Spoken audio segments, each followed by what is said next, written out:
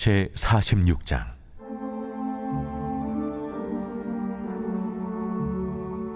이방 나라들에 대하여 선지자 예레미야에게 임한 여호와의 말씀이라. 애굽에 관한 것이라. 곧 유다의 요시야 왕의 아들 요야김 넷째 해에 유브라데 강가 갈그미스에서 바벨론의 느부갓네살 왕에게 패한 애굽의 왕 바로 느고의 군대에 대한 말씀이라. 너희는 작은 방패와 큰 방패를 예비하고 나가서 싸우라. 너희 기병이여, 말에 안장을 쥐어 타며 투구를 쓰고 나서며 창을 갈며 갑옷을 입으라. 내가 본즉 그들이 놀라 물러가며 그들의 용사는 패하여 황급히 도망하며 뒤를 돌아보지 아니함은 어찌미냐. 두려움이 그들의 사방에 있음이로다. 발이 빠른 자도 도망하지 못하며 용사도 피하지 못하고 그들이 다 북쪽에서 유브라데 강가에 넘어지며 엎드러지는도다. 강의 물이 출렁임 같고 나일강이 푸른함 같은 자가 누구냐? 애굽은 나일강이 푸른함 같고 강물이 출렁임 같도다. 그가 이르되 내가 일어나 땅을 덮어 성읍들과 그 주민을 멸할 것이라. 말들아 달려라, 병거들아 정신없이 달려라. 용사여 나오라. 방패 잡은 굿사람과 붓사람과 활을 당기는 루딤 사람이여 나올지니라 하거니와 그날은 주 만군의 여호와께서 그의 대적에게 원수 갚는 보복이리라. 칼이 배부르게 삼키며 그들의 피를 넘치도록 마시리니 주 만군의 여호와께서 북쪽 유브라데 강가에서 희생제물을 받으실 것이미로다. 처녀딸 애굽이여, 길앗으로 올라가서 유향을 취하라. 네가 치료를 많이 받아도 효력이 없어 낫지 못하리라.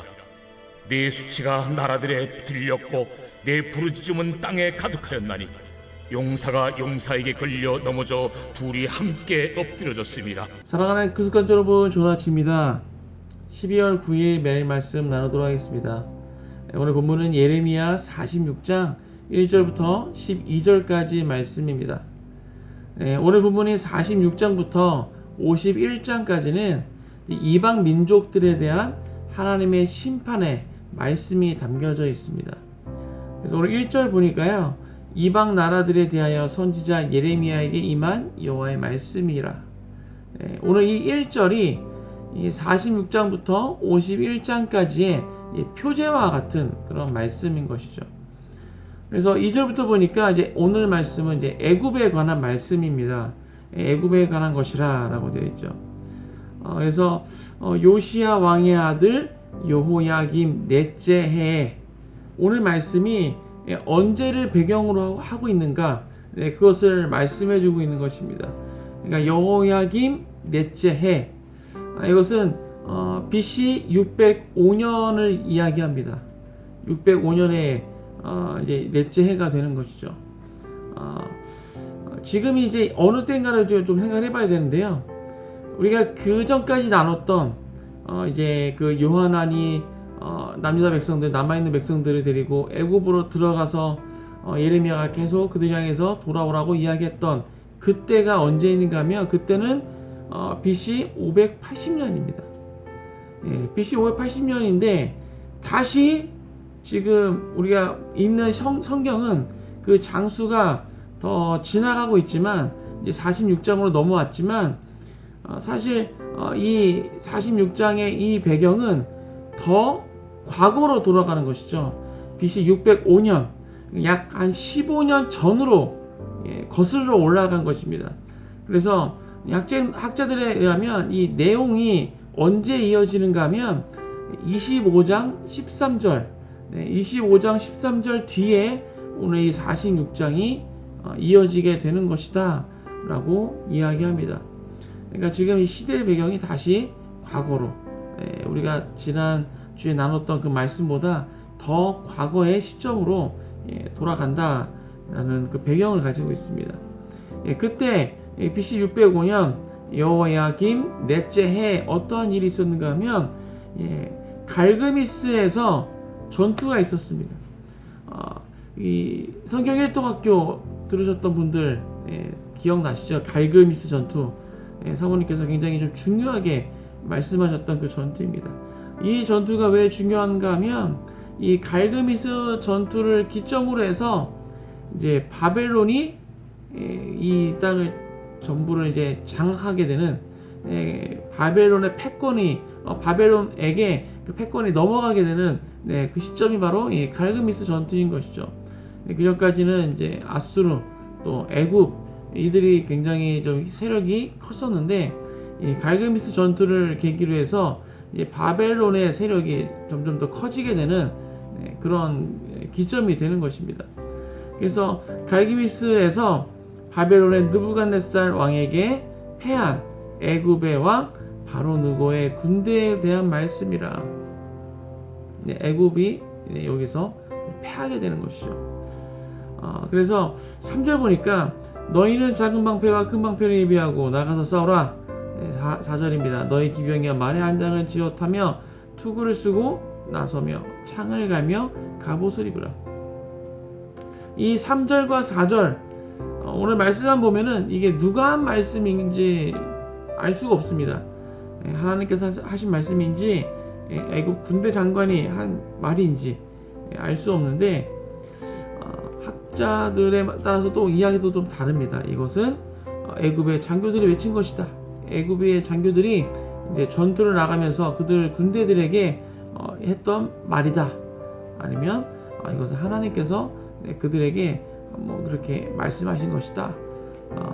뭐 의견이 분분한데 어쨌든 간에 지금 애굽 군대들에게 완전 무장할 것을 이야기하고 있는 것이죠.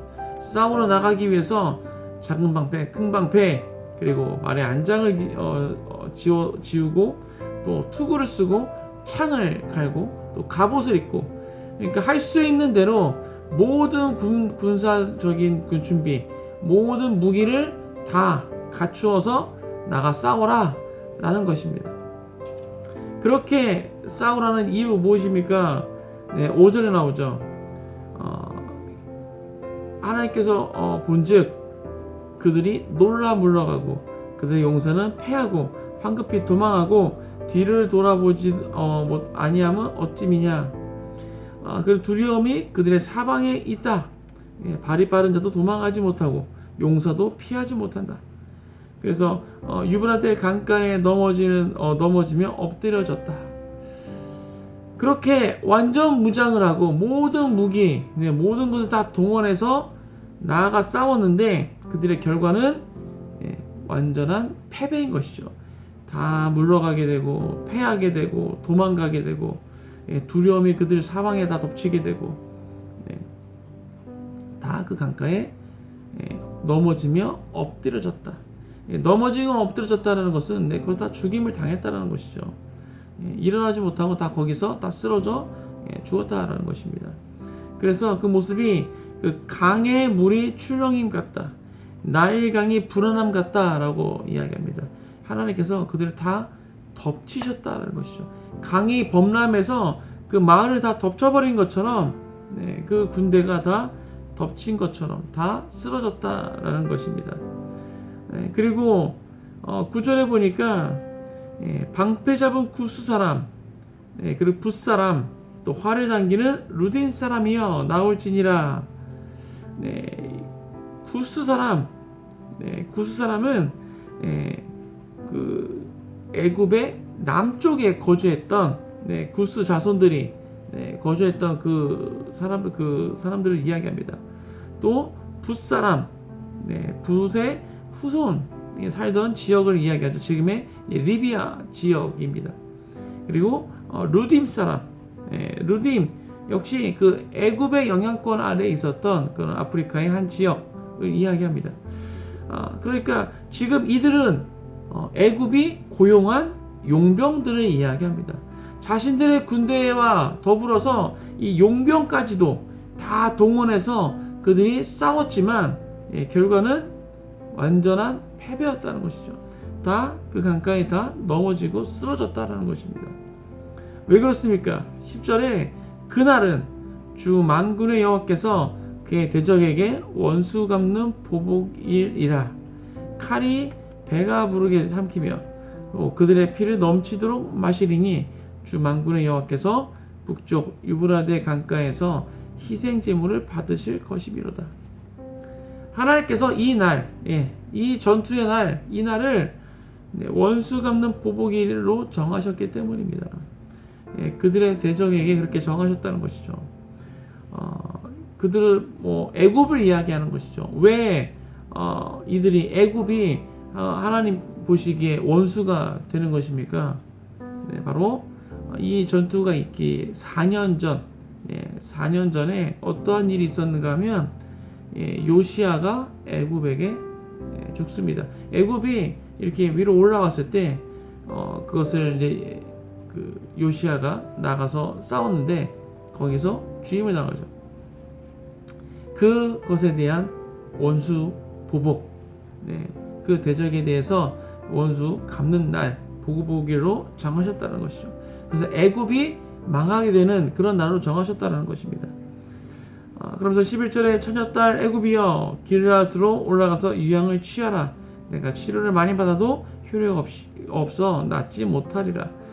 처녀, 딸, 이런 표현은 굉장히 좀 친근함을 나타내는 표현입니다. 그래서 처녀딸 애굽이여 라고 말한 것은 애굽 주민들을 이야기하는 것이죠.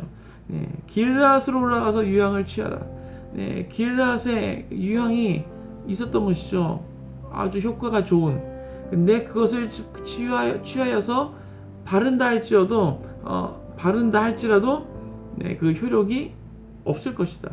그것을 아무리 발라도 아무리 정말 뛰어난 유향을 가지고 바른다 할지라도 그것이 치유되지 못한다라는 것입니다.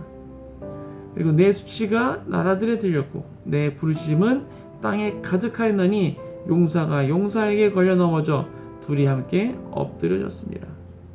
다 쓰러져 죽임을 당한다라는 것입니다. 애굽은 강대국이었습니다. 굉장히 발전된 그런 문명을 가지고 있었고 강력한 군대를 가지고 있었습니다. 그래서 이 애굽은 자신들의 군사력을 의지해서 나가서 싸웠던 것이죠. 바벨론 정도는 충분히 이길 수 있을 것이다 라고 생각을 하고 나가서 바벨론과 전투를 벌였습니다. 그런데 그 결과는 그들의 생각과는 전혀 달랐습니다. 완전히 완전한 패배를 맛보게 된 것이죠. 다 그들이 군대가 이렇게 나아가서 물러가게 되고 패배해서 도망가게 되고 또 그렇게 도망가는데 발 빠른 자도 도망갈 수 없는 다 죽임을 당하는 그런 완전한 패배를 당하게 됩니다. 용병들을 불러왔어도 이길 수가 없었던 것이죠. 왜 그렇습니까? 그날은 하나님께서 원수 갚는 보복일로 정하셨기 때문입니다. 아무리 막강한 군사력을 가지고 있다 하더라도 하나님의 다스림을 벗어날 수가 없다라는 것입니다.